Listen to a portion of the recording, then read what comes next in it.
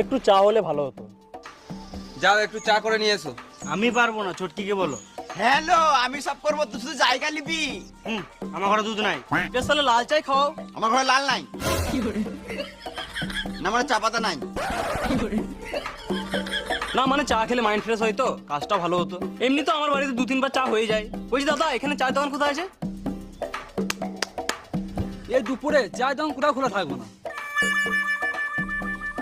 বুঝলে দাদা, অনেক জায়গায় জায়গা মাপতে যায় তো, সকালবেলা চা দেয়, দুপুরবেলা মাংস ভাত দেয়, এবং সন্ধ্যাবেলা বৌদিগুলোও দেয়। না গো, আমি ওসব করি নাই, যা করেছি বিয়ের আগে। একদম চোখ দেখাবে না, আমার এখনো টাইট আছে। বুঝে গেলে টাইম না। না মানে বৌদিগুলো খেতে দেয়। কিন্তু তুমি কে? তোমাকে তো চিনতে পারলাম না। ওটা আমাদের পাড়ার দালাল বটে। দালাল বলো না, বুঝলে, মিডিল ফিঙ্গার বলো, মিডিল ম্যান বলো, ব্রোকার বলো, কিন্তু দালাল বলো না, বুঝলে। শুনতে অনেক খারাপ লাগে, বুঝলে।